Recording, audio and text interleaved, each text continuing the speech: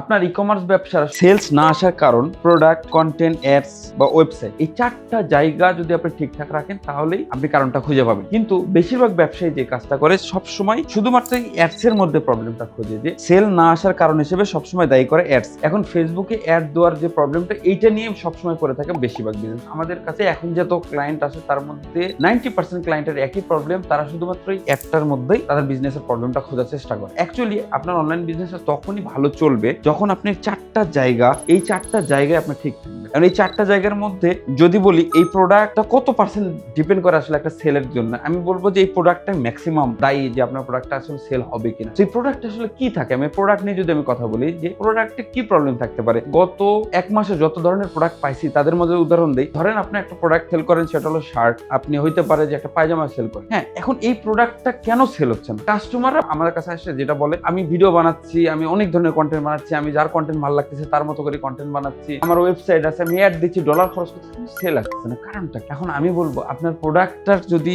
মার্কেটের ডিমান্ড না থাকে, এই প্রোডাক্টটা যদি এই সময় যে টাইমটাতে আপনি বিজনেস করতেছেন, এখন অ্যাড রান করতেছেন, এই টাইমটাতে আপনার এই প্রোডাক্টের ডিমান্ড নাই বা এই প্রোডাক্টটা চলবে না এখন, বা আপনার এই প্রোডাক্টের মধ্যে বাজারে যে প্রোডাক্টগুলো পাওয়া যাচ্ছে বা অ্যাভেলেবেল আরো ওই সিমিলার প্রোডাক্ট, এর মধ্যে কোনো ডিফারেন্স নাই, ইউনিক সেলিং পয়েন্ট নাই, কিচ্ছু নাই, অর্থাৎ ইউনিক কোনো কিছুই পাচ্ছেন না, তখন এই প্রোডাক্টের যা করেন আপনি, এই প্রোডাক্টে এলন মাস্ককে দিয়ে যদি আপনি অ্যাড বানান তারপরে সেল হবে। সো ব্যাপারটা হলো যে আসলে এই প্রোডাক্টটা নিয়ে অনেক ব্যবসায়ী, এবং সবচেয়ে বড় কথা এই প্রোডাক্ট নিয়ে মানুষ আবেগে পড়ে। আপনারা বেশিরভাগ বিজনেসম্যান আছেন যে এই প্রোডাক্টটা নিয়ে আবেগে পড়ে থাকেন, যে আমার প্রোডাক্ট ভাই সেরা, আমার প্রোডাক্টটা অনেক ভালো, আমার প্রোডাক্ট হচ্ছে যে এই বড় বড় ব্র্যান্ডের যে প্রোডাক্ট আছে যেখানে বানাই আমিও সেম জায়গায় প্রোডাক্টটা বানাই, সো আমার এই প্রোডাক্টটা ভাই সেরা, বাকি আমার এই জায়গায় সমস্যা হবে, আমার অ্যাডের সমস্যা আছে। অ্যাকচুয়ালি না, আপনি হয়তো ওই ব্র্যান্ড শপের মতো ব্র্যান্ড ভ্যালু ক্রিয়েট করতে পারেন, ওর কাছে যে ওই প্রোডাক্ট কিনবে, কিন্তু আপনার কাছে এই প্রোডাক্টটা কিনবে না, সেই ভ্যালুটা আপনি এখনো ক্রিয়েট করতে পারেননি। অর্থাৎ আপনার কাছে যে আসবে সে আসার মতো সে জায়গাটাই খুঁজে পাচ্ছে না, সে আপিলটা পাচ্ছে না। আরেকটা জিনিস বলে যে ভাই আমার কাছে 20 লাখ টাকার প্রোডাক্ট আছে, এই প্রোডাক্ট সেল না করা পর্যন্ত আমি বিজনেস করতে পারবো। এখন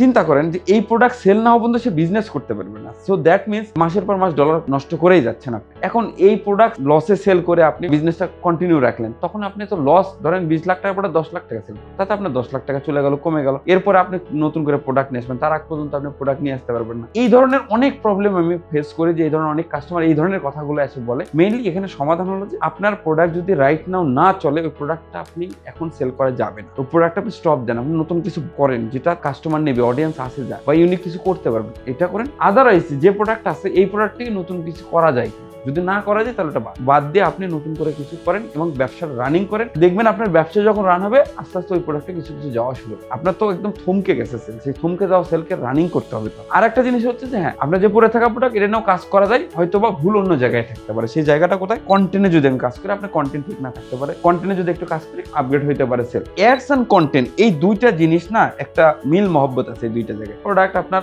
মার্কেটে চলবে চলবে না এই 50-50 ধারণায় আপনি আসেন, প্রবলেমটা অন্য জায়গায় থাকতে পারে, এরকম যদি হয় সেই জায়গাটা হচ্ছে কন্টেন্ট এন্ড অ্যাড। এই কন্টেন্ট এন্ড অ্যাডস, এখন একটা কন্টেন্ট করতে গেলে অ্যাডের চিন্তা করতে হয়, আর কন্টেন্ট করার পরেও অ্যাডের চিন্তা করতে হয় যে আমি কিভাবে এই কন্টেন্টটাকে মানুষের কাছে পৌঁছাবো। সে ধরেন একটা প্রোডাক্টের আপনি 5টা হচ্ছে যে কন্টেন্ট বানাইছেন, এই 5টা কন্টেন্ট অ্যাডে কিভাবে নিয়ে আসবেন আপনি, এই 5টা কন্টেন্টকে অ্যাডে কিভাবে নিয়ে আসবেন? জাস্ট আপনি অ্যাড মেরে দেবেন কোনোভাবে, কোনো চিন্তা না করে। যে 5টা কন্টেন্ট করা হয়েছে এই 5টা কন্টেন্ট আমি এইভাবে অ্যাড দেবো, যে কোনোটা আমি একদম ডিরেক্ট কনভার্সন একটা প্রোডাক্টে দেবো, কোনোটা ক্যাটাগরিতে দেবো, কোনোটা ক্যাটালগে দেবো, এইভাবে চিন্তা করুন। প্লাস এই যে ক্যাপশন গুলো থাকবে এই ভিডিওস এর সাথে সাথে সামঞ্জস্য রেখে যে ক্যাপশন গুলো হবে, এই ক্যাপশন গুলো আপনি ঠিক করবেন, ঠিক করে তারপরে অ্যাড আসবে। এখন এই অ্যাড দেওয়ার পরে একটা স্টেজ বাকি থাকে, সেটা হলো কি ওয়েবসাইট বা ল্যান্ডিং পেজ। আপনি এখন অ্যাড দিয়ে ফেলছেন, এখন আমার লাস্ট স্টেজ যে কাস্টমার যেখানে ল্যান্ড করবে, এখন এই কাস্টমার যেখানে ল্যান্ড করবে সেটা ওয়েবসাইট হতে পারে বা ল্যান্ডিং পেজ হতে পারে। ওয়েবসাইটটা খুবই ইম্পর্টেন্ট হয়ে গেছে, কারণ আসলে আমরা এখন অনেক ফাস্ট চিন্তা করি, ফাস্ট কাজ করি। এখন আপনার ওয়েবসাইট যদি একটু স্লো হয়, মানে মিলি সেকেন্ড স্লো হয়, কাস্টমার ওখান থেকে বের হয়ে যাওয়ার সম্ভাবনা অনেক বেশি।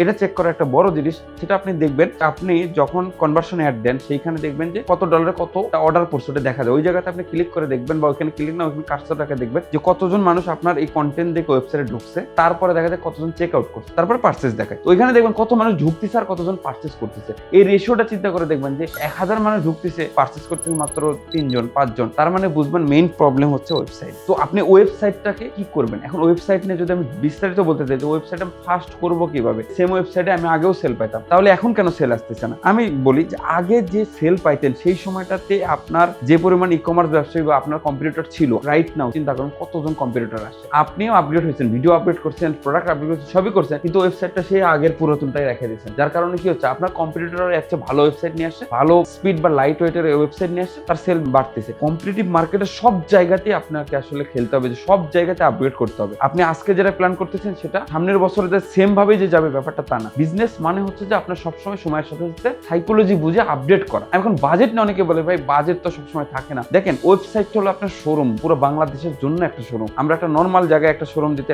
এলাকায়, যদি আমি মিরপুরে আছি, তো আমি মিরপুরে যদি একটা শোরুম দিই, আমার এই মিরপুর শোরুমে সেল হবে আশেপাশের এলাকার, আর আপনার এই ওয়েবসাইটে সেল হবে পুরো বাংলাদেশের মানুষ। আপনার ওয়েবসাইটটা কেন আপনি ভালো করবেন না? কেন আপনি খরচ করবেন না? আপনি এই বছর যদি আপনার ওয়েবসাইটে 20,000 টাকা খরচ করেন, সামনের বছর চিন্তা করেন যে আরো 30,000 টাকা করে ওয়েবসাইট আরো সুপার করে ফেলবো। তো খুবই স্বাভাবিক যে আপনি ওয়েবসাইটটাও দিনে দিনে আপডেট করতে হবে। এখন আসি যে আসলে এই ওয়েবসাইটটাতে বাংলাদেশের অনেকে ওয়ার্ডপ্রেস ইউজ করেন। ওয়ার্ডপ্রেস আসলে ভালো ছিল, এখনো আছে, কিন্তু বাংলাদেশে মানুষজন ওয়ার্ডপ্রেস মানে 10,000 15,000 20,000 টাকা বাজেট ওয়ার্ডপ্রেসের ওয়েবসাইট বানায়, সেটাতে কখনোই ফার্স্ট একটা ওয়েবসাইট বানানো সম্ভব না। সেখানে হোস্টিংটা ডিপেন্ড করে, হোস্টিং আপনি চেষ্টা করবেন যে বাংলাদেশে রাখার জন্য, তাহলে ফার্স্ট বেশি হবে। সাথে আপনি কাস্টমাইজ ওয়েবসাইট পিএইচপি লারাভেল যান, সস্তার মধ্যে সবচেয়ে ভালো ওয়েবসাইট পিএইচপি লারাভেল। আবার রিঅ্যাক্টে গেলে আপনি একটু দাম বেশি পড়ে, কিন্তু আমি বলবো যে এনি হাউ থিম বেস বাদ দিয়ে আপনি কাস্টমাইজ লাইট ওয়েটের ওয়েবসাইট বানান। এই তিনটা জায়গা same, product same, content same, ad same, আপনি টেস্ট করে দেন। আমার কথা জাস্ট দেখে টেস্ট করবেন। তিনটা জিনিস সেম, ওয়েবসাইট করবেন দুইটা, একটা আপনার রানিং ওয়েবসাইট যেটা চলতেছে, যেটাতে খারাপ চলছে ওইটা ওয়ার্ডপ্রেস বা এরকম, আর একটা আপনি লাইট ওয়েট একটা ওয়েবসাইট করবেন। তিনটা জিনিস সেম,